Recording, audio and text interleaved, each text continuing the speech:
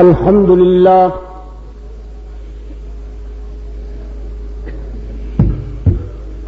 لله وحده والصلاة والسلام على من لا نبي بعده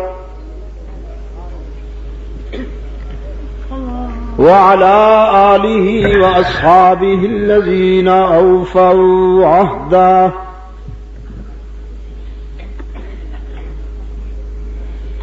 الذين هم مفاتيح الرحمة ومصابيح الغرر. أعوذ بالله من الشيطان الرجيم. بسم الله الرحمن الرحيم.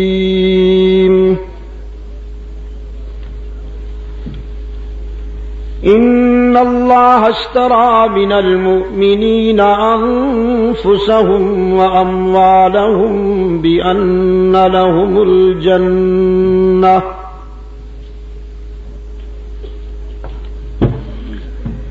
يقاتلون في سبيل الله فيقتلون ويقتلون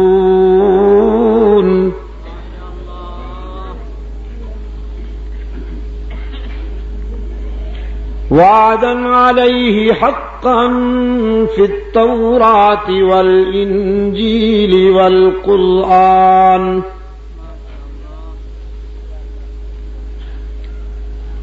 فمن أوفى بعهده من الله فاستبشروا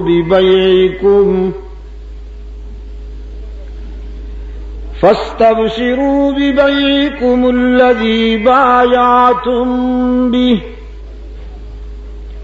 وذلك هو الفوز العظيم.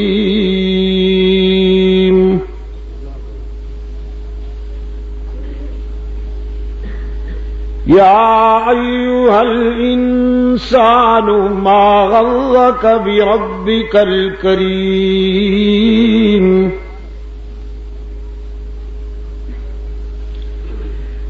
الذي خلقك فسواك فعدلك في أي صورة ما شاء ركبك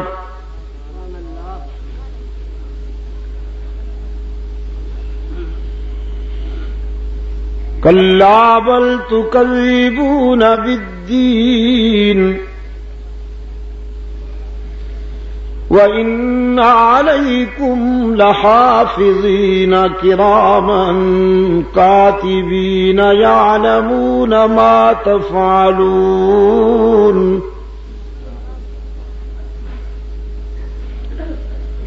إن الأبرار لفي نعيم وإن الفجار لفي جحيم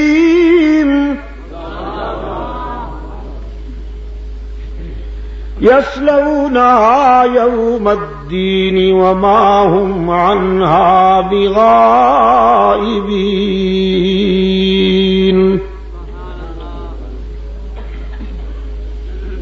وما أدراك ما يوم الدين ثم ما أدراك ما يوم الدين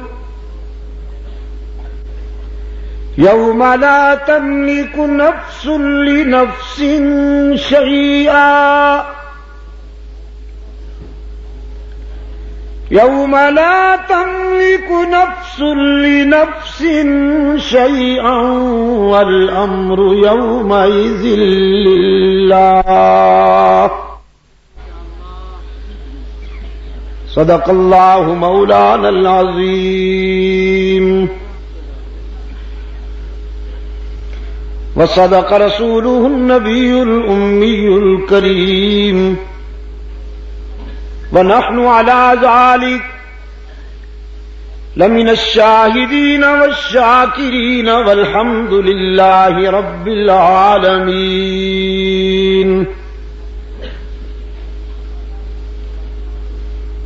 صدر اجلاس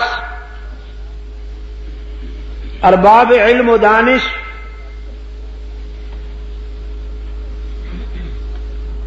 انجمن تبلیغ قرآن و سنت کے کارکنان، محترم بزرگوں اور عزیز دوستوں، آج 9 ستمبر 1986 ہم یہاں انجمن تبلیغ قرآن و سنت پشاور کے زیر اہتمام غالباً 10 روزہ شہدائے اسلام کانفرنس کے تیسرے اجلاس میں دعوت و تبلیغ کی نسبت سے جمع ہے۔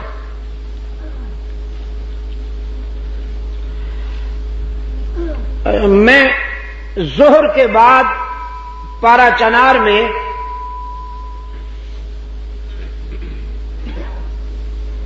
ایک کانفرنس میں گفتگو کرنے کے بعد تقریباً وہاں سے 4:30 بجے روانہ ہو کر 9:30 بجے یہاں پہنچ سکا اور اپنے بے رحم منصف کی عدالت میں نے رحم کی اپیل کی کہ آج کے اجلاس میں میری شرکت کو مستثنا کرتے ہوئے مجھ پہ رحم کیا جائے۔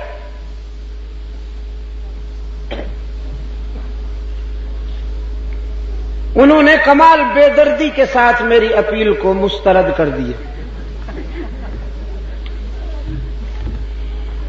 جس کے نتیجے میں مجھے یہاں حاضر ہونا پڑا، اور مجھے افسوس ہے کہ میرے پیش رو علماء کرام کو بھی میری وجہ سے بات مختصر کرنی پڑی۔ آج تمہید انشاءاللہ، کل تفصیل۔ آج تمہید انشاءاللہ، کل تفصیل۔ ارشاد باری تعالی ہے، بے شک اللہ نے اپنے پیاروں سے ایک معاہدہ کیا ہے، ایگریمنٹ کیا ہے، اور وہ یہ کہ تم اپنی جانیں اور اپنے مال میرے سپرد کر دو، اور اس کے بدلے میں تمہارا دامن اپنی رضا اور خوشنودی سے بھر دوں۔ یہ ایگریمنٹ ڈیسائیڈ ہو گیا، کنفرم ہو گیا۔ اب وہ اللہ کے پیارے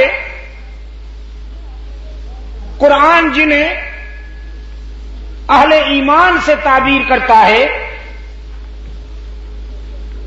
اللہ کے ساتھ کیے ہوئے اس وعدے کو نبھانے کے لیے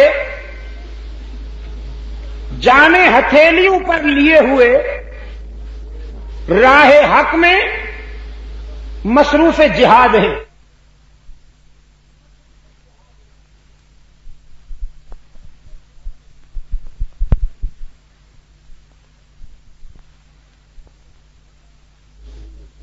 مارے جاتے ہیں، یقاتلون فی سبیل اللہ فیقتلون ویقتلون۔ مارنا ہی جیت نہیں، کبھی کبھی مر جانا بھی جیت۔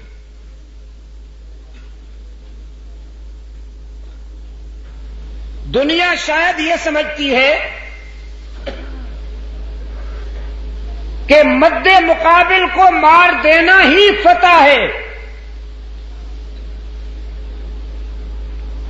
لیکن عشاق کا ذوق اور کائنات کی سچائی گواہ ہے کہ کبھی کبھی مد مقابل کے ہاتھوں مر جانا بھی بڑی عظیم الشان فتح اور جیت کہلاتی ہے۔ قرآن کہتا ہے ان کے ساتھ اللہ نے جو وعدہ کیا وہ بالکل سچا ہے۔ آسمانی صحائف میں اس کا پرتو ملتا ہے، توریت میں بھی، انجیل میں بھی اور قرآن حکیم میں بھی۔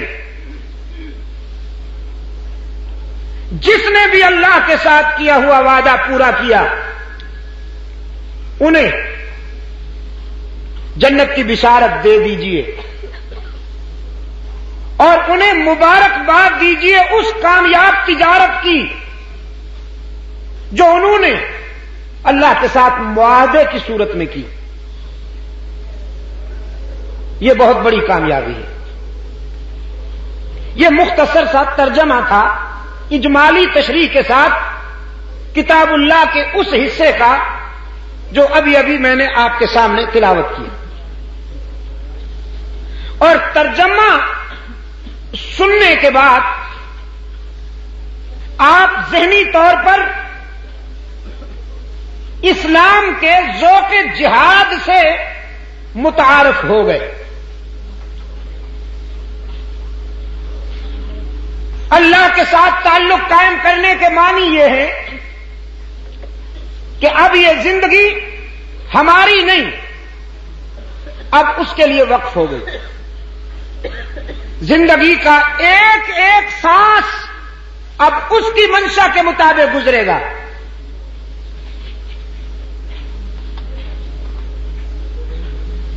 اسلام کے دور اساسی میں آپ جب مطالعاتی تجزیہ فرمائیں گے تو آپ کو رحمت عالم صلی اللہ علیہ وسلم کے مکتب کا ہر فیض یافتہ اسی ذوق کا حامل نظر آئے گا۔ یہ جو مہینہ گزرا ہے یہ کون سا تھا؟ ذو الحجہ۔ اس مہینے کی 18 تاریخ کس کا یوم شہادت تھی؟ حضرت عثمان ذو النورین رضی اللہ تعالی عنہ کی۔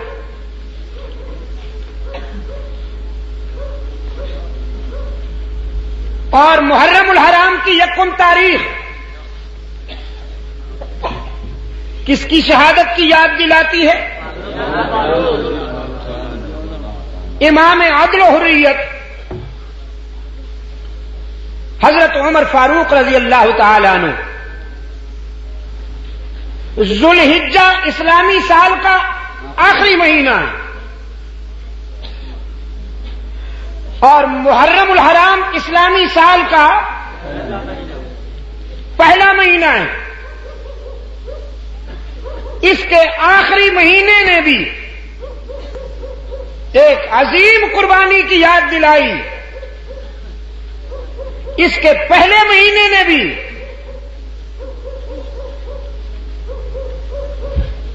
ایک عظیم الشان قربانی کی یاد تازہ کر دی۔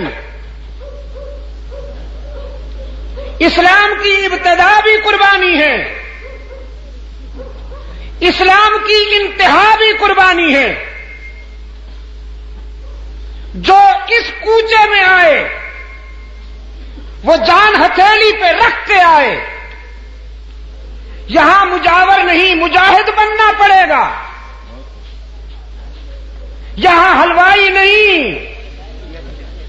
شیدائی بننا پڑے گا، جس کو ہو جان و دل عزیز ان کی گلی میں جائے کیوں۔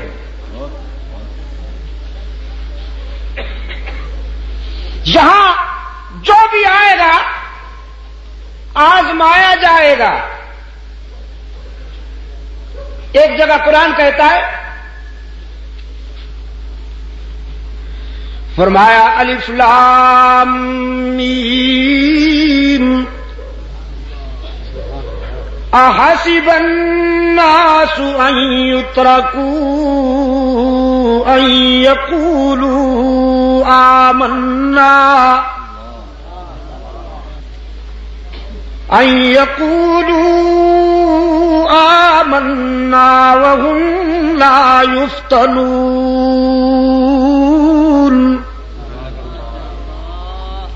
احسب الناس، یہ کیا سوچتے ہیں لوگ، ان یترکوا ان یقولوا آمنا، یہ کہ وہ چھوڑ دیے جائیں گے صرف اس بات پر کہ وہ مومن کہلائے، دعوی ایمان کر کے انہیں چھوڑ دیا جائے گا، آزمایا نہیں جائے گا۔ قرآن کہتا ہے ناممکن،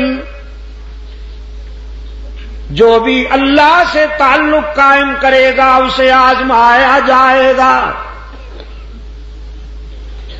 رحمت عالم صلی اللہ علیہ وسلم نے فرمایا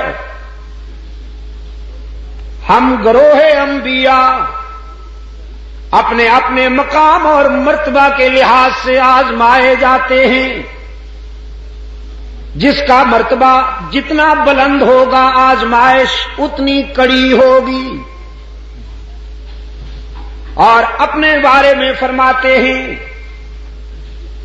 اگر مجھے مقام محبوبیت ملا ہے تو آزمائشیں بھی اتنی کڑی ہوئی، مجھے جن دکھوں سے گزرنا پڑا، مجھے جن آزمائشوں سے گزرنا پڑا، مجھے جن آلام سے گزرنا پڑا، رحمت عالم صلی اللہ علیہ وسلم فرماتے ہیں اگر میرے دکھ، اگر میری اذیتیں، اگر میرے آلام کا کچھ حصہ پوری کائنات انسانی پر تقسیم کیا جائے تو آبادیاں خالی ہو جائیں، لوگ چیختے ہوئے ویرانوں کی طرف نکل جائیں، تڑپ تڑپ کے جان دے دیں، میں نے راہ حق میں جو دکھ اٹھائے، جو اذیتیں برداشت کی، ان اذیتوں اور ان دکھوں کا عشر اشیر بھی پوری کائنات برداشت نہیں کر سکے گی۔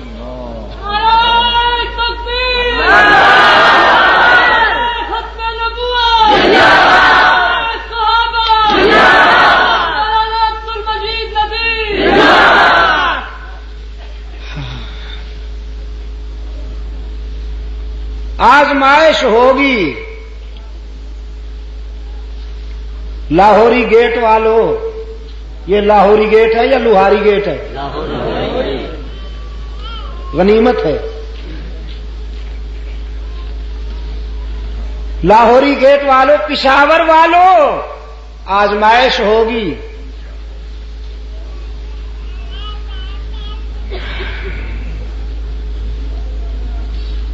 آزمائش ضروری ہے، کمپلسری ہے۔ جو اس کا بنے گا آزمایا جائے گا، یہ اس کی مرضی۔ آزمائش کی جو ادا پسند کرے وہی اپنا لے، چاہے تو آنسو میں آزمائے، چاہے تو مسکراہٹوں میں آزمائے۔ مسکراہٹیں بھی آزمائش ہوتی ہیں۔ آپ نے سمجھا کہ آنسو آزمائش ہے، آپ نے سمجھا دکھ آزمائش ہے، میں کہتا ہوں مسکراہٹیں بھی آزمائش ہیں۔ ارباب علم و دانش، میرے عزیز نوجوان، بڑھاپا تو آزمائش ہے ہی، جوانی بھی آزمائش ہے،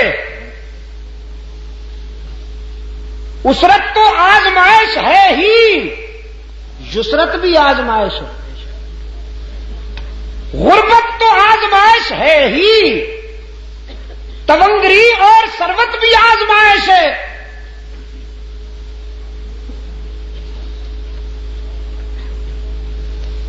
انبیاء علیہ الصلوۃ والسلام کی آپ سیرت و کردار کا جب تجزیہ فرمائیں گے، مطالعہ فرمائیں گے، تو دونوں رنگ نظر آئیں گے. کوئی آنسو میں آزمایا جا رہا ہے, کوئی مسکراہٹوں میں آزمایا جا رہا ہے. اور اگر آپ مجھ سے پوچھیں تو میں بتاؤں کہ آنسو کی آزمائش اتنی سخت نہیں ہے جتنی مسکراہٹوں کی آزمائش سخت ہے.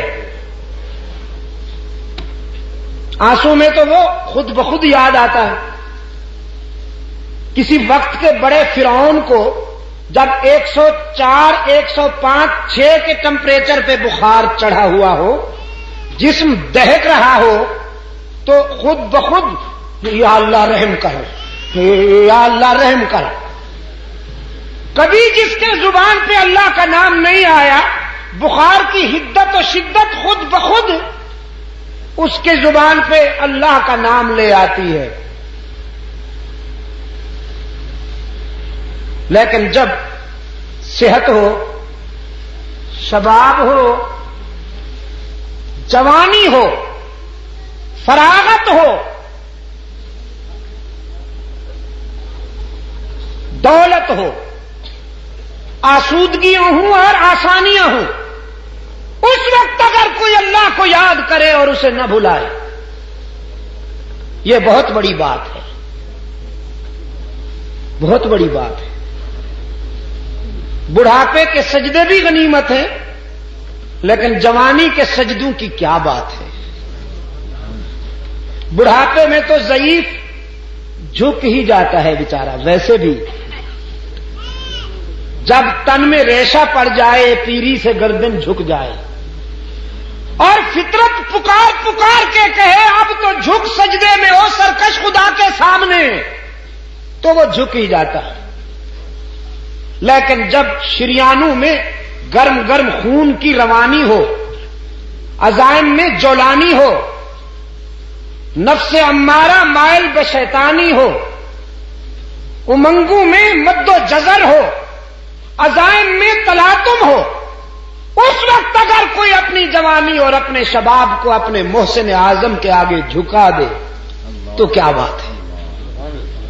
میں کہا کرتا ہوں بڑھاپے کے ہزاروں سجدے جوانی کے ایک سجدے کا مقابلہ نہیں کر سکتے.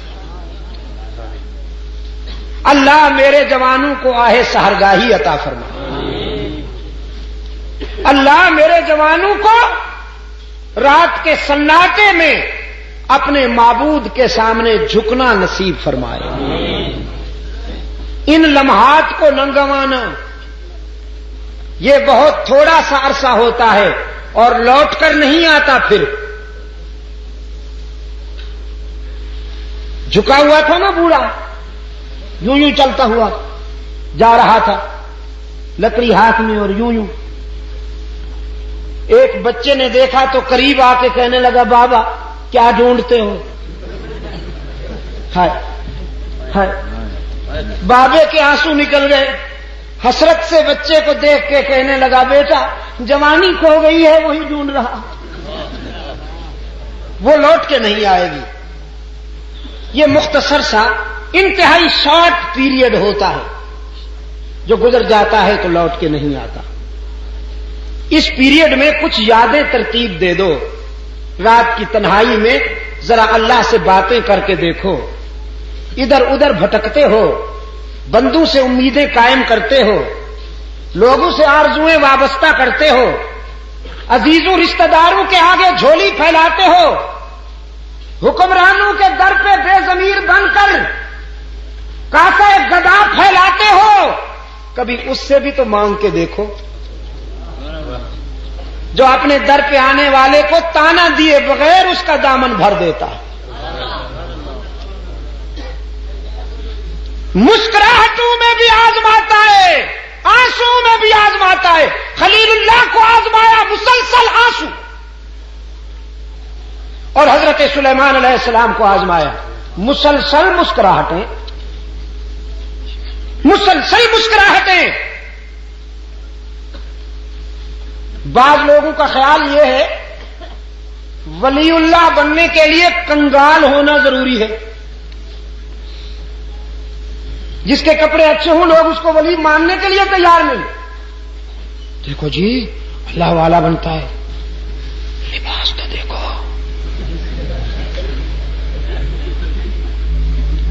قیمتی عطر لگا رکھا ہے.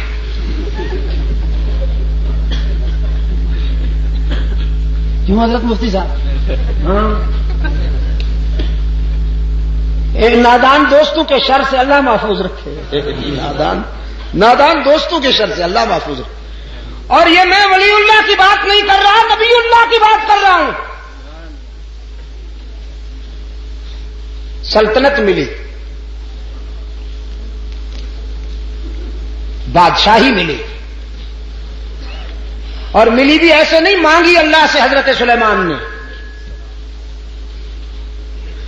فرمایا رب اغفر لی وہب لی ملکا لا ينبغی لأحد من بعدی.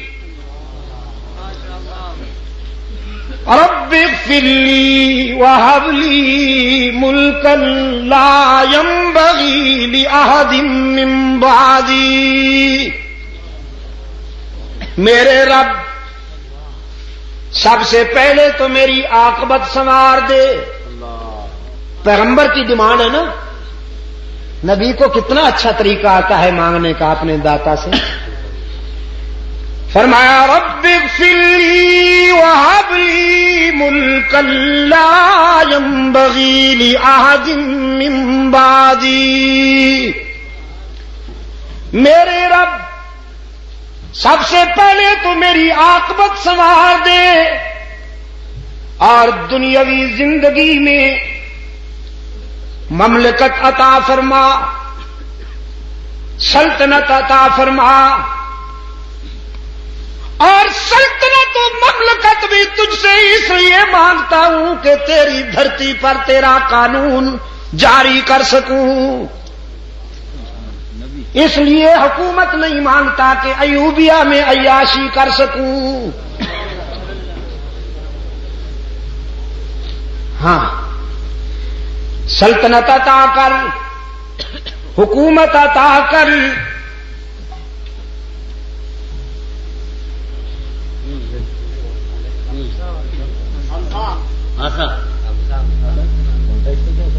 عصا کسی کے پاس نہیں ہے. اور عصا، یہ عصا ہے، عصا کی توہین کرتے ہو. اسے مارنے سے تو ٹٹو بھی نہیں چلے گا. عصا نہ ہو تو کلیمی ہے کار بے بنیاد.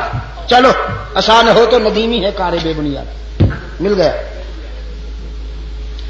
الہ العالمین عطا کر، عطا کر مجھے تاکہ میں بیماروں کو سیدھا کر سکوں.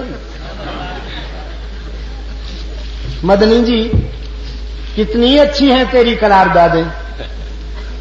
سبحان اللہ. کوثر و تسنیم میں دھلی ہوئی زبان ہے.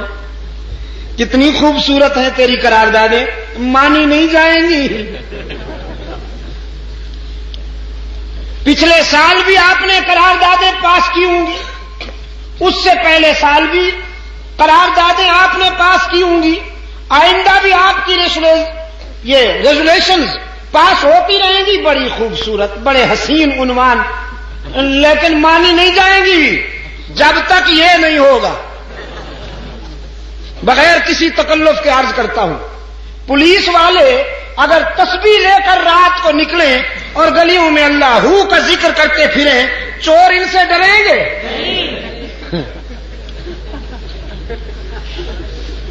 چوروں نے کسی کا کھسکار سنا. چور بڑا بدبخت ہوتا ہے، اپنے سائے سے بھی ڈرتا ہے. چمگادڑ بھی اگر کسی کونے میں پر مار دے تو اس کی جان نکلنے لگتی ہے. کھسکار سنا گلی میں، اس نے کاروائی روک کے بھاگنا چاہا. جو ہی نقب سے سر باہر نکالا تو دیکھا مولانا صاحب تہجد کے لیے جا رہے تھے. ساتھی سے کہنے لگا اپنا کام جاری رکھو، مولوی جا رہے ہیں، اس سے کچھ نہیں ہوگا. اس سے ڈرنے کی کیا بات ہے؟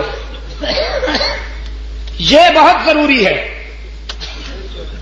آپ سمجھے گے نہیں؟ اور حضرت سلیمان علیہ السلام نے اللہ سے مانگا یہ الہ العالمین یہ عطا کر تاکہ میں بیماروں کو سیدھا کر سکوں، متکبرین اور فرعونوں کو، وقت کے فرعونوں کو سیدھا کر سکوں، مملکت عطا کر۔ اور الہ العالمین مملکت بھی ایسی چاہتا ہوں کہ پھر میرے دور میں ایسی سلطنت کسی اور کو نہ ملے۔ لا ينبغي لأحد من بعدی،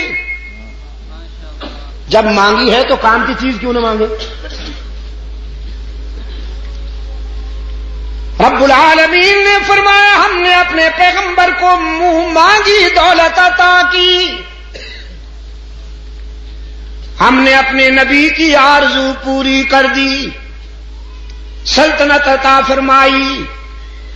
اور سلطنت بھی وہ کہ دھرتی پر حکومت، انسانوں پر حکومت، حیوانوں پر حکومت، پرندوں پر حکومت، ہواؤں پر حکومت۔ قرآن کہتا ہے فَسَخَّرْنَا لَهُ الرِّيحَ، ہم نے ہواؤں کو بھی پابند کر دیا، باد سرسر کی تیزی کو بھی روک دیا، باد صبا کی لطافتوں کو بھی روک دیا۔ ٹھہر جاؤ، انتظار کرو، سلیمان کی انگلی جدھر اٹھتی جائے تم اپنی پرواز کی وہی راہ متعین کر لو۔ تجری بامرہ رخاء، ہوائیں سلیمان علیہ السلام کے اشارے پر چل رہی ہیں، جانور محکوم، پرندے محکوم۔ قرآن کہتا ہے وَحُشِرَ لِسُلَيْمَانَ جُنُودُهُ مِنَ الْجِنِّ وَالْإِنسِ وَالطَّيْرِ فَهُمْ يُوزَعُونَ۔ لشکر سلیمانی تیار ہوا، اس لشکر میں انسان بھی شامل ہیں، حیوان بھی شامل ہیں، پرندے بھی شامل ہیں۔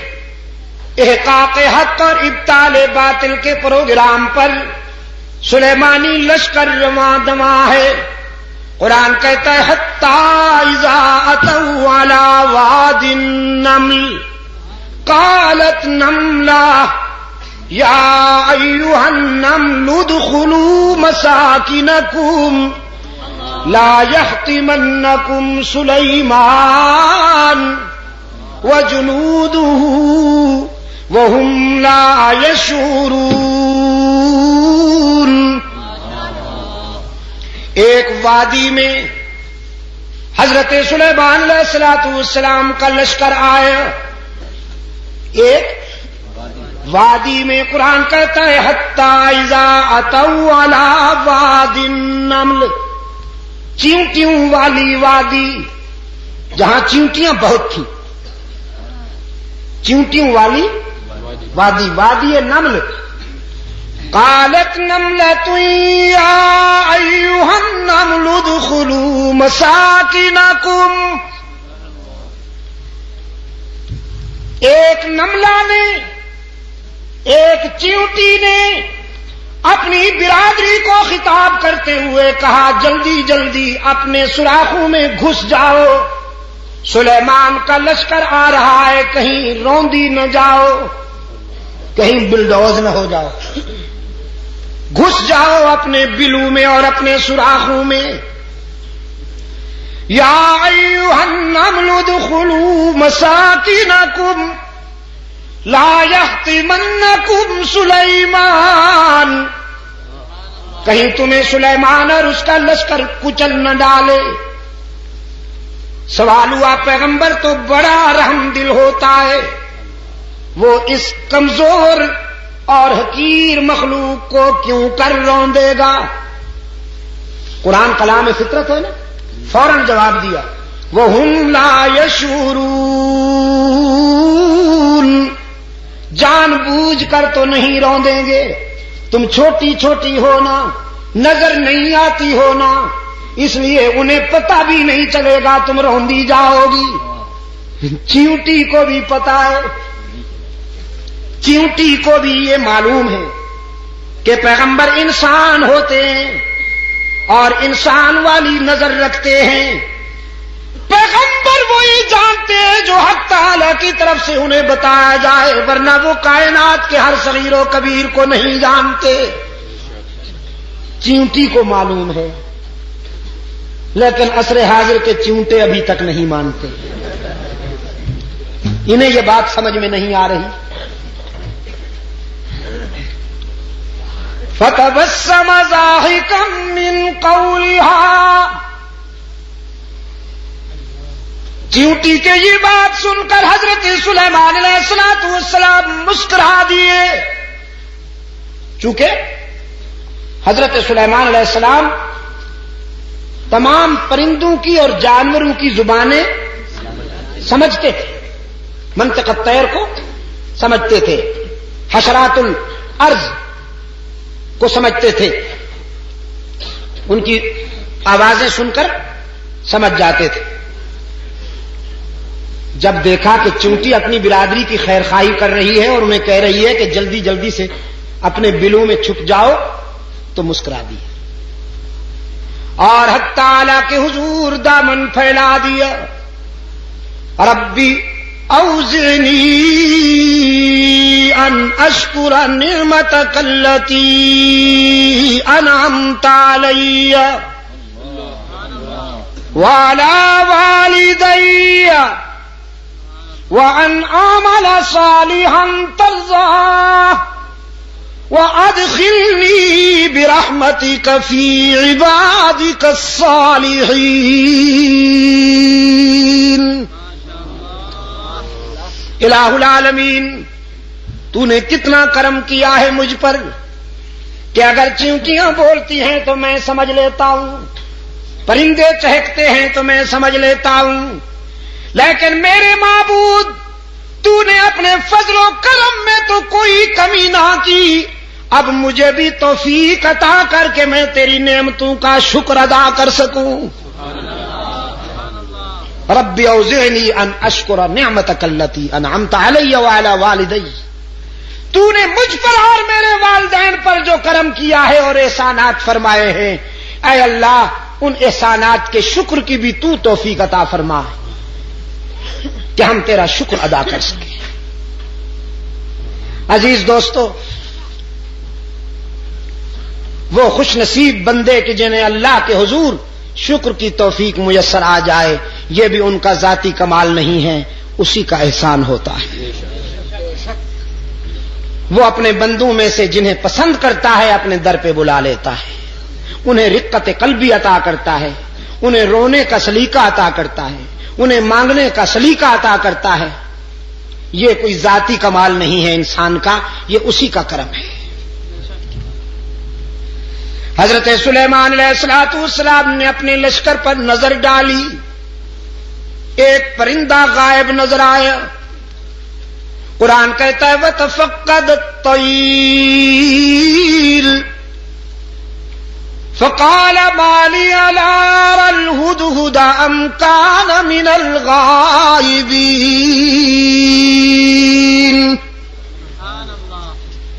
حضرت سلیمان علیہ السلام نے ایک پرندے کو غائب پایا، فرمانے لگے کیا بات ہے، مجھے ہدہد نظر نہیں آ رہا، ذرا دیکھو لشکر کے کسی کونے میں چھپا بیٹھا ہے یا پھر میری اجازت کے بغیر کہیں چلا گیا ہے، تلاش کرو۔ یہ ہدہد جانتے ہیں آپ؟ جی کیا فرمایا؟ اچھا ملا چرگا، تمہارے صدقے جاؤں، یہ کب سے ملا بن گیا بھائی؟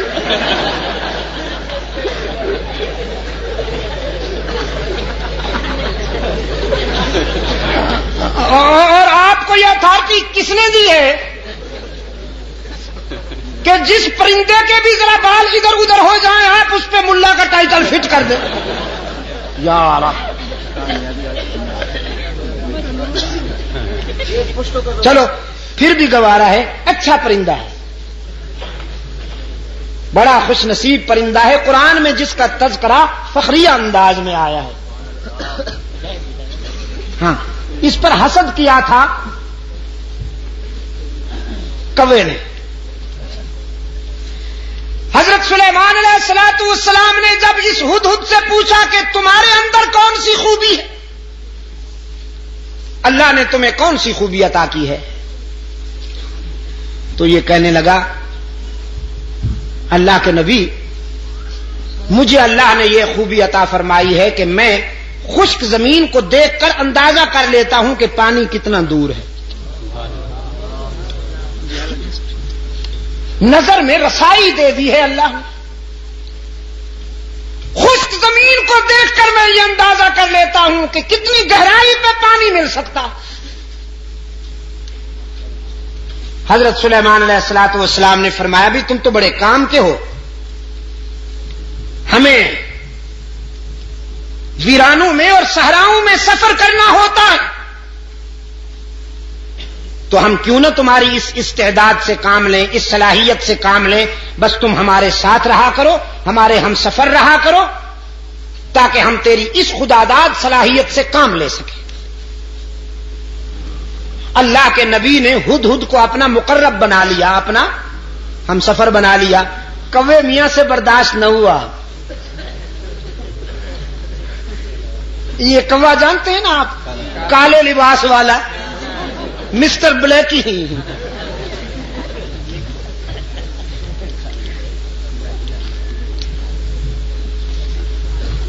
اس جنس سے ایسے فیصلے برداشت نہیں ہوا کرتے۔ اللہ کے رسول صلی اللہ علیہ وسلم نے صدیق اکبر کو اپنے پہلو میں سلا لیا، کبو کو برداشت ہوا نہیں ہوا، بڑی سخت تکلیف ہے بیچاروں کو۔ استغاثہ دائر کر دیا کوے نے ہدہد کے خلاف،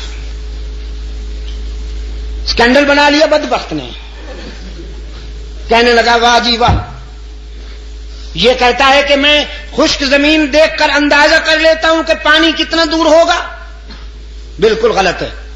میں نے کئی مرتبہ دیکھا ہے کہ یہ جال میں پھنسا ہوا پھڑک رہا ہوتا ہے،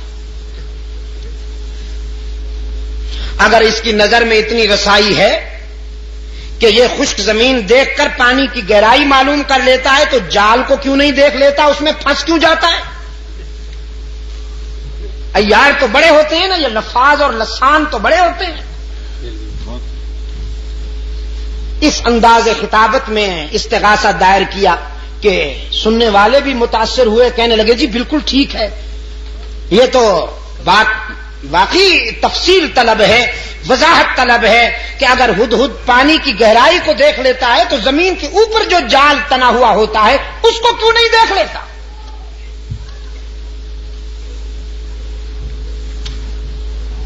حضرت سلیمان علیہ الصلوۃ والسلام کی عدالت میں طلبی ہو گئی ہدہد کی،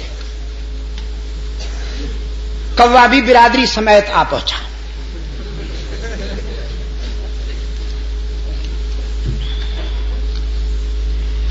حضرت سلیمان علیہ الصلوۃ والسلام نے کوے سے کہا اپنا استغاثہ بیان کرو۔ اس نے وہ کہانی پھر دوہرا دی کہ جناب یہ کہتا ہے میں زمین کو دیکھتا ہوں تو اندازہ کر لیتا ہوں پانی کتنا دور ہے، جبکہ یہ زمین کے اوپر والے جال کو نہیں دیکھ سکتا، اس میں پھنس جاتا ہے، تو اس کا یہ دعویٰ غلط ہے، خلافت اس کو نہیں ہمیں ملنی چاہیے۔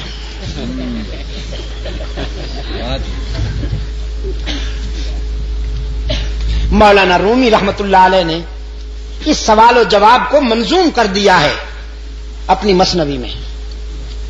مجھے افسوس ہے کہ وہ پوری تو مجھے نہیں آتی، ایک دو شعر حافظے میں رہ گئے ہیں، وہ عرض کر دیتا ہوں۔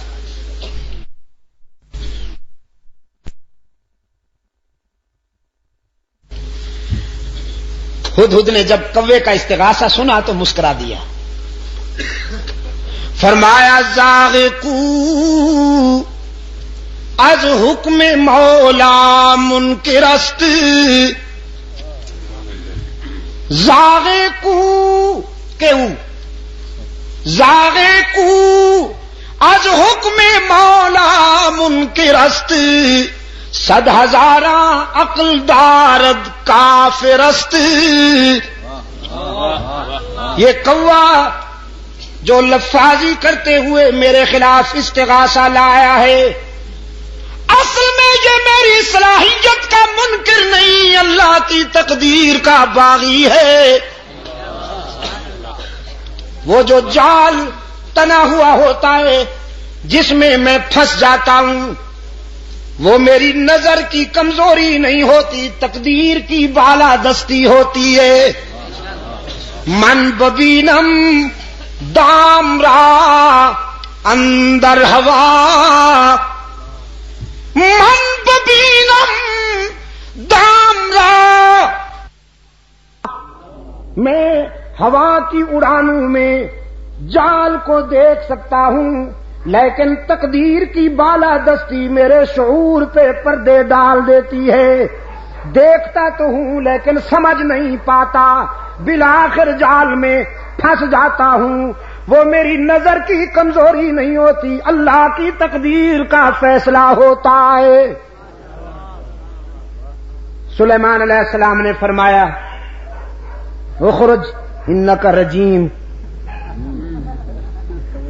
دفعہ نکل جا. بکواس کی ہے تو نے، اللہ نے جب یہ استعداد عطا کی ہے تو تجھ سے برداشت کیوں نہیں ہوتی؟ کوے نے کہا جی جاتے ہیں، ناراض کیوں ہوتے ہیں؟ جاتے ہیں ناراض کیوں ہوتے ہیں؟ نکل جاؤ نا. جاتے ہیں جی. احتجاج کرنے کی تو اجازت ہے، پروٹیسٹ تو کریں ہم ذرا، تحریک تو چلائیں آپ کے اس فیصلے کے خلاف. سلیمان علیہ السلام نے فرمایا قیامت تک چیختے اور چلاتے رہو گے، تمہارا منہ بھی کالا رہے گا، تمہارا جسم بھی کالا رہے گا. حسد کے مارے ہمیشہ حسد کے اندھیروں میں ڈوبے رہتے ہیں. اللہ جنہیں اپنے فضل و کرم سے نوازے وہ پیغمبر کے پہلو میں سوتے رہتے ہیں. نعرہ تکبیر،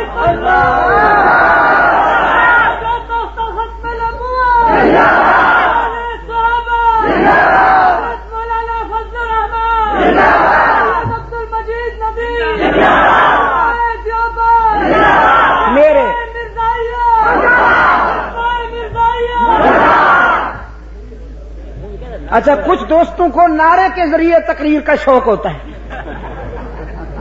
یہ بڑے ہوشیار ہوتے ہیں. یہاں تو انہیں ارشاد الحق وقت دیتا نہیں مائک پر، پھر نعرے کے ذریعے وہ بہرحال چھوٹی موٹی تقریر تھوڑے تھوڑے ٹکڑوں میں فرما ہی دیتے ہیں. تو میرے عزیز دوستو، ہدہد کے متعلق میں عرض کر رہا تھا. دیکھیے 12:30 پھر ہو رہے ہیں، تاریخ بدل گئی ہے. میں نے کہا حضرت وہ اسلاف کی روایات تو یہ رہی ہیں کہ عشاء کے بعد بیان شروع ہوا صبح تک جاری رہا.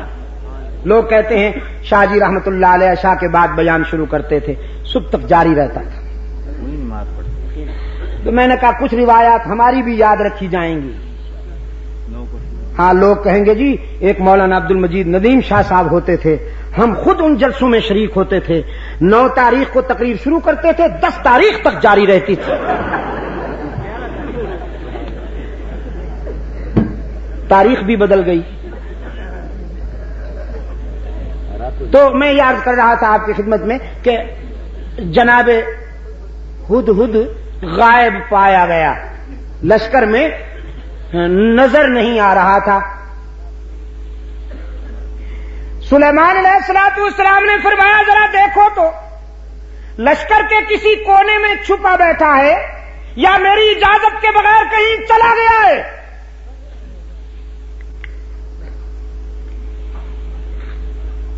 حضرت سلیمان علیہ السلام کے رضاکاروں نے پورے لشکر کا جائزہ لیا، دیکھا کہ ہدہد نہیں ہے. سلیمان علیہ السلام کی خدمت میں رپورٹ پیش کی گئی کہ اللہ کے نبی وہ واقعی یہاں نہیں ہے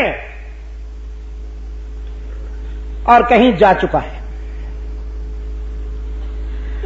فرمایا لَأُعَذِّبَنَّهُ عذابا شديدا لأعذبنه عذابا شديدا أو لأذبحنه أو ليأتيني بسلطان مبين. چونکہ اجازت کے بغیر کہیں چلا گیا، اس فرار کی اسے سخت سزا دوں گا. ہو سکتا ہے کہ سزائے موت بھی دے دوں. اجازت کے بغیر چلا گیا ہے، سخت سزا ملے گی، سزائے موت بھی دے سکتا ہوں. لیکن پیغمبر تیری عظمت پہ قربان جاؤں، جلال کے ساتھ جمال کا پہلو بھی موجود ہے. فرماتے اولا یأتینی بسلطان مبین، لیکن صفائی کا موقع ضرور دیا جائے گا.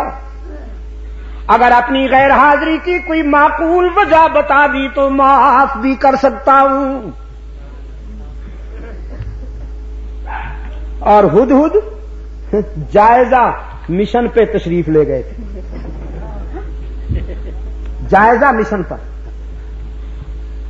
ہوا کے جھونکوں نے پرواز کی اور جا کے اپنے پیر بھائی کو اطلاع دی، تو یہاں اڑانوں میں مصروف ہے، پیغمبر یاد کر رہا ہے، تجھے ناراض ہو رہا ہے، جلدی پہنچ ورنہ مارا جائے گا. نبی کا غضب کوئی معمولی بات تو نہیں. قرآن کہتا ہے فَمَكَثَ غَيْرَ بَعِيدٍ، تھوڑی دیر ہوئی کہ ہدہد ہوا میں کلا بازیاں کھاتا ہوا اللہ کے نبی کی بارگاہ رحمت میں آ پہنچا اور اپنا صفائی کا بیان دینے لگا. احطت بما لم تحط به وجئتک من سبأ بنبأ یقین. کہنے لگا اللہ کے نبی میں کوئی عیاشی کے لیے نہیں گیا تھا، جشن آزادی منانے کے لیے نہیں گیا تھا. محسوس نہ کرنا عزیز دوستو، میں پھر آ گیا ہوں وہیں. جی ایوبیا پوائنٹ پر. آئی ایم ویری سوری، میرا جی نہیں چاہتا میں اس طرح کی غلیظ باتوں کو چھیڑ کر اپنا ذوق مجروح کروں، لیکن زاغوں کے تصرف میں عقابوں کے نشے من. کسر آزادی میں بیٹھ کر چونچلے کرنے والے، اللے تللے کرنے والے، یہ وہ ناخلف ہیں کہ تحریک آزادی میں قربانیاں دینے والوں کی روح تڑپ اٹھی ہے آج. ماشاءاللہ ہمارے بعض دوستوں نے اس موقع پر قومی غیرت کا ثبوت دیتے ہوئے وزارت سے تو انہیں نکال دیا، ان کا ریزائن لے لیا، بڑی اچھی بات. لیکن ذرا اس شریف آدمی سے بھی تو ریزائن لو جو رنڈیوں کو قومی اعزازات دیتے ہوئے نہیں شرماتا اور اسلام کا نام پھر بھی لیتا ہے وہ بے حیا. رنڈیوں کو، طوائفوں کو قومی اعزازات دیتا ہے، وہ قومی اعزازات کہ جس پر شرفاء کا حق ہے، وہ قومی اعزازات کہ جس پر قرآن اور سنت کے شہدائیوں کا حق ہے، وہ قومی اعزازات کہ جس پر قومی اور ملی سفر میں قربانیاں دینے والوں کا حق ہے. میں آپ سے پوچھتا ہوں، یہ فلم سٹار جو ہیں، فلمی اداکار جو ہیں یا اداکارائیں جو ہیں، یہ قوم کے محسن ہیں یا قوم کے قاتل ہیں؟ یہ غلیظ اور بدبودار کیڑے معاشرے کے گٹر میں بلکتے ہوئے بدبودار کیڑے جو اپنا پیٹ بھرنے کے لیے کبھی اپنی آواز بیچتی ہیں، کبھی اپنا جسم بیچتے ہیں، جن کی راتیں اس قدر غلیظ ماحول میں گزرتی ہیں کہ کوئی شریف انسان اسے بیان نہیں کر سکتا. اس قسم کے کرداروں کو قومی اعزاز دینے والے انہی کے خاندان میں سے ہو سکتے ہیں، شرفاء میں سے نہیں ہو سکتے.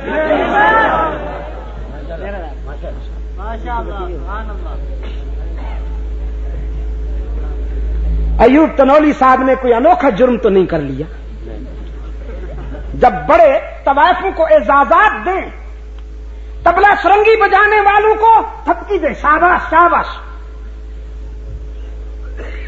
تو الناس علی دین ملوکہم. دوستو، چھوٹے بڑوں کی تقلید کیا کرتے ہیں. لگا دیجئے پھر مجھ پہ پابندی، لگا دیجئے مجھ پہ کل سے پابندی پھر.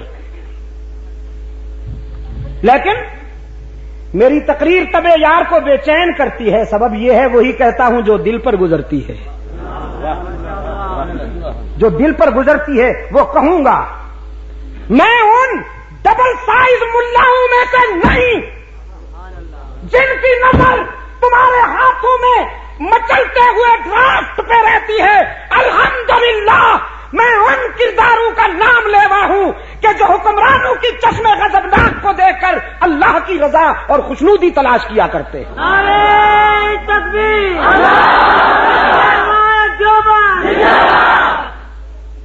مولانا سید المدین نذیر شاہ،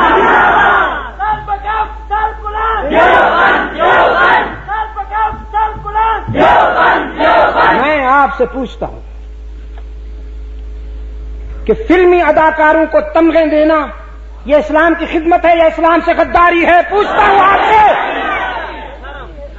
اور وہ بکے ہوئے ملا، وہ بے حیا ملا جو اس کردار کو بھی اسلام قرار دیتے ہیں، وہ مولوی اسلام کے وفادار ہیں یا غدار ہیں؟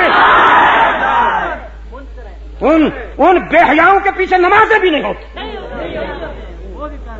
ان دین فروشوں کے پیچھے نمازیں بھی نہیں ہوتی، اور اتنی سزا ان کو نہیں ملے گی جتنی سزا ان ڈبل ڈیکر ملاؤں کو ملے گی جو سنبھالے نہیں جاتے، کرسی میں نہیں سما سکتے، بدبخت، جن کے لیے آفیشل چیئر بنانی پڑتی ہے. میرے عزیز دوستو، آزادی نصیب ہوئی ہے تمہیں، لیکن کبھی غور کیا کن کی قربانیوں کی بدولت؟ مالٹا کے عقوبت خانوں میں سال ہا سال گزارنے والے شیخ الہند محمود حسن کی قربانیوں کی بدولت، بالا کوٹ کی سرزمین پر خون جگر کا نذرانہ پیش کرنے والے اسماعیل شہید کے ایثار کی بدولت. ہائے، جلتا ہے جن کا خون چراغوں میں رات بھر، جلتا ہے جن کا خون چراغوں میں رات بھر، ان غمزدوں سے پوچھ کبھی قیمت سحر. ہد کہتا ہے اللہ کے نبی عیاشی کے لیے نہیں گیا تھا، جائزہ مشن پر گیا تھا، اور میں اس مقام پر سے ہو کے آیا ہوں جہاں آپ بھی نہیں گئے. وہاں سے میں ایک یقینی خبر لایا ہوں قوم سبا سے متعلق. میں نے ایک قوم دیکھی ہے، میں نے ایک قوم دیکھی ہے جو سورج کی پوجا کرتی ہے، سورج کو طلوع اور غروب ہوتے وقت سجدہ کرتی ہے. ایک عورت ان پر حکمرانی کر رہی ہے. سنیے، ساتھ کہہ دینا چاہتا ہوں، جب تک انشاءاللہ جب تک ولی اللہ قافلے کے سپاہی زندہ ہیں، ایک قوم دے کر آیا ہوں سورج کو پوجا کرتے ہیں، سجدہ کرتے ہیں، وہ بدبخت۔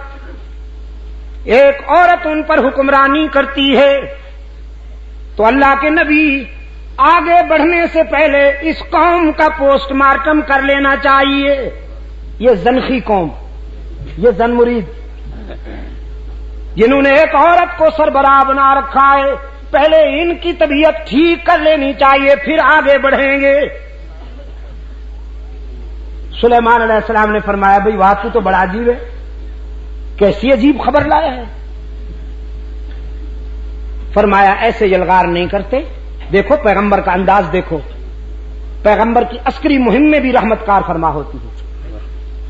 فرمایا پہلے خط لکھتا ہوں بلقیس کے نام، جاؤ میرا خط پہنچاؤ اسے، اگر وہ ٹھیک طریقے سے ہماری بات مان لیتی ہے تو ہم ان کی آبادیوں کو تاراج کرنے کا ذوق نہیں رکھتے۔ خط لکھا، اور سفارتی تاریخ میں یہ پہلا خط ہے جو کسی ایک حاکم نے دوسرے حاکم کے نام لکھا۔ سلیمان علیہ السلام نے جو لکھا ہے بلقیس کو، قرآن کریم نے اس خط کا مضمون بھی محفوظ رکھا ہوا ہے۔ فرمایا انہ من سلیمان وانہ بسم اللہ الرحمن الرحیم اللہ تعالی علی واتونی مسلمین۔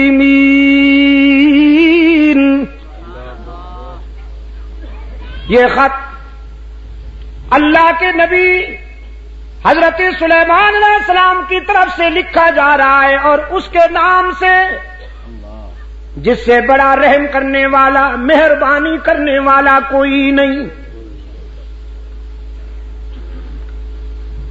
ہمارا خط پڑھتے ہی کسی خوش فہمی میں مبتلا مت ہو جانا۔ اللہ تعالی علیہ، خوش فہمی میں مبتلا ہو کر، احساس برتری میں مبتلا ہو کر کہیں ہم سے ٹکرانے کی غلطی نہ کرنا۔ ہم تجھے دعوت دیتے ہیں کہ سراپا تسلیم اور رضا بن کر صداقت کو اپنا لو، اللہ کی وحدانیت اور میری نبوت کا اقرار کر لو۔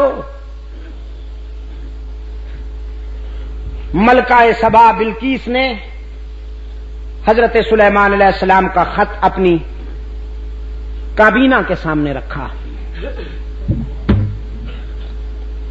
ان سے پوچھا کیا رائے ہے تمہاری، کیا کرنا چاہیے اس سلسلے میں؟ ایسے موقع پر نمبر بنانے والے لوگ بڑے پرجوش ہوا کرتے ہیں۔ نمبر بنانے کے لیے بعض حضرات نے رائے دی ہم خون کی ندیاں بہا دیں گے، جہاں آپ کا پسینہ گرے گا وہاں ہمارا۔ یہ بڑے رٹے رٹائے جملے ہیں جو لوگوں کو بیوقوف بنانے کے لیے استعمال کیے جاتے ہیں۔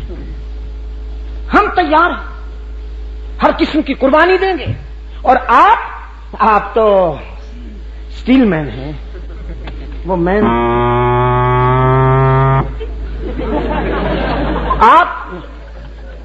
آپ تو بڑی مضبوط ہیں، آپ تو سپر پاور ہیں، آپ تو ناقابل تسخیر ہیں میڈم، بیگم، آپ کو کوئی نقصان نہیں پہنچا سکتا، اور آپ کے یہ رضاکار، آپ کے یہ فداکار آپ کے اشارے پر جانے دیں گے، ہم خون کی ندیاں بہا دیں گے، ہم اڑا کے رکھ دیں گے تیرے دشمنوں کو۔ قرآن کریم بڑا شفاف آئینہ ہے، ہر کردار بیدار نظر آتا ہے۔ قرآن کریم نے ملکہ بلقیس کو یہ کریڈٹ عطا کیا ہے کہ اپنے مشیروں وزیروں کی یہ لنترانیاں سن کر بے وقوف ہونے کے بجائے اس نے حقیقت پسندی سے کام لیا۔ قالت ان الملوک اذا دخلوا قریۃ افسدوها وجعلوا اعزۃ اہلها ذلۃ وکذالک یفعلون۔ اپنے مشیروں وزیروں سے کہنے لگی تم مجھے تصادم اور ٹکراؤ کی طرف لے جانا چاہتے ہو، لیکن مجھے ٹکراؤ پسند نہیں، اس لیے کہ جب دو طاقتیں لڑتی ہیں، جب بادشاہ آپس میں ٹکراتے ہیں تو مظلوم انسانوں کا خون بہتا ہے۔ دو اونٹ جب لڑتے ہیں تو چیونٹیاں پس جاتی ہیں بیچاری، فرمایا آبادیاں ویرانے بن جاتی ہیں، انسانی خون کی ندیاں بہتی ہیں، ماؤں کی مامتا لٹتی ہے، بہنوں کی چادریں اڑتی ہیں، بیٹیوں کے دوپٹے تار تار ہوتے ہیں، بچے یتیم بنتے ہیں، ضعیفوں کی کمر ٹوٹتی ہے، جوانوں کے بازو ٹوٹتے ہیں، لاشوں کے ڈھیر لگتے ہیں، اور مجھے یہ منظر پسند نہیں، میں ٹکراؤ کو پسند نہیں کرتی۔ میری پرپوزل یہ ہے، انی مرسلۃ الیہم بہدیہ، میں ایک ہدیہ بیچتی ہوں۔ کیا؟ تحفہ، پریزنٹ، نذرانہ، جزاک اللہ۔ کیا؟ نذرانہ بھیجتی، اور دیکھتی ہوں کہ ہمارا بھیجا ہوا عطیہ، ہمارا بھیجا ہوا نذرانہ کیا رنگ دکھاتا ہے۔ بڑے قیمتی ہیرے، بڑے قیمتی جواہرات حضرت سلیمان علیہ السلام کی خدمت میں روانہ کیے کہ یہ لیجئے اور ہمارا پیچھا چھوڑ دیجیے۔ جیسے آج کل حضرت صاحب یہ جوڑا آپ کے لیے ہے، قبول فرمائیے۔ حضرت صاحب یہ ڈرافٹ رکھ لیجئے، جہاں آپ کی مرضی ہو وہیں خرچ کر دیجئے۔ اور اگر حضرت صاحب بہت سخت ہیں، نہیں لیتے، تو پھر حضرت صاحب کے صاحبزادے جو ہیں، جزاک اللہ، تو بھی پہنچا ہوا معلوم ہوتا ہے مجھے، اور واقف راز درود میں کھانا لگتا ہے۔ صاحبزادے کے ذریعے نئی کرونا کی چابی حضرت صاحبزادے صاحب کو دے دی، اور صاحبزادہ صاحب سے جب حضرت صاحب نے پوچھا یہ گاڑی کہاں سے آئی، بس ابا جی وہ کسی نے پریزنٹ کی، ہماری اجازت کے بغیر تم نے کیوں لی؟ جی ہم گاڑی پہ بیٹھے آپ کو اچھا نہیں لگتا، روزانہ سائیکل پہ بیٹھتا ہوں پنچر ہو جاتا ہے، آپ کو اچھا نہیں لگتا ہم گاڑی پہ بیٹھے؟ اور حضرت صاحب پدری محبت میں آ کر ٹائیں ٹائیں فش۔ ہوس چھپ چھپ کے پہلو میں بنا لیتی ہے تصویریں۔ اقبال نے کہا نا، براہیمی نظر پیدا بڑی مشکل سے ہوتی ہے، ہوس چھپ چھپ کے پہلو میں بنا لیتی ہے تصویریں۔ یہ ہوس نذرانہ آیا حضرت سلیمان علیہ السلام کی خدمت میں، اور جناب سلیمان علیہ السلام اللہ کا نبی ہے، نذرانہ دیکھ کر فرمایا اتمدوننی بمال، کیا تم مجھے مال و دولت کا لالچ دے کر راہ حق سے ہٹانا چاہتے ہو؟ میں تمہارے نذرانے کیسے قبول کر سکتا ہوں؟ مجھے تو وہ دینے والا ہے جس سے بہتر دنیا میں کوئی دینے والا ہی نہیں ہو سکتا، میں تو رب سے لینے والا ہوں، اور تم نے یہ نذرانہ بھیج کر ہمیں چیلنج کیا ہے، تم نے سمجھا ہے کہ ہم تمہارا نذرانہ اور تحفہ دیکھ کر راستے سے ہٹ جائیں گے، تو یوں دیکھ کے فرمایا ہے بھائی کوئی، اٹھا کے لائے اسے۔ ابھی ایک جن کھڑا ہوا کہنے لگا جی مجھے اجازت دیجئے، آپ یہاں سے کوچ کرنے نہیں پائیں گے، آپ یہاں سے اٹھ کر آگے نہیں چلیں گے کہ میں اسے لا کے پیش کرتا ہوں۔ ایک اور بولا، قرآن کہتا ہے قال عفریت من الجن انا اتیک بہ قبل ان یرتد الیک طرفک، اس نے کہا میں پلک جھپکنے سے بھی پہلے لاتا ہوں۔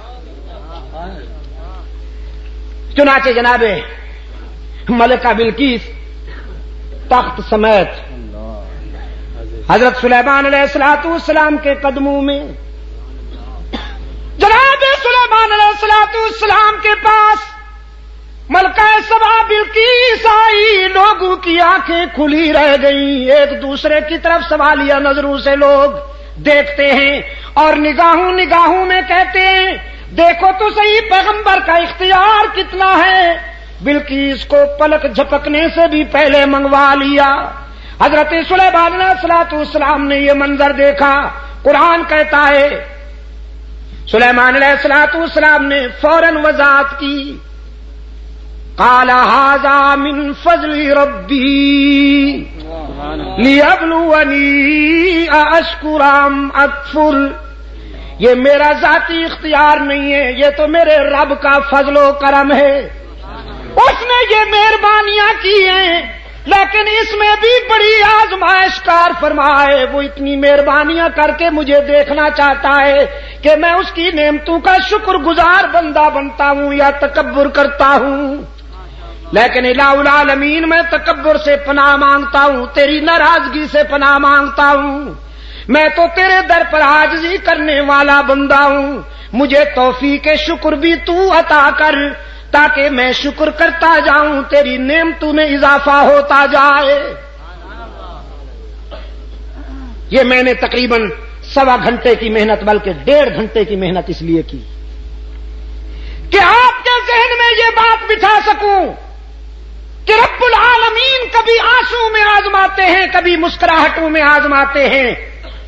آنسو میں آزمائش بھی بڑی سنگین ہے، لیکن میرے نزدیک مسکراہٹوں میں کامیاب ہونا اس سے بھی بہت اہم ہے۔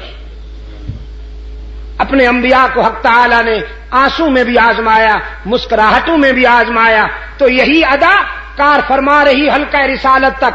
اللہ نے اپنے محبوب کے یاروں کو، اللہ نے اپنے محبوب کے صحابہ کو مسکراہٹوں میں بھی آزمایا، آنسو میں بھی آزمایا۔ اگر زندگی رہی تو انشاءاللہ کل یہیں سے بات آگے بڑھے گی۔ اللہم صلی علی سیدنا۔ ہاں، یہ ایک تو کتاب ہے انڈیا میں جو میرا دورہ ہوا، اس میں ہونے والے 11 خطبات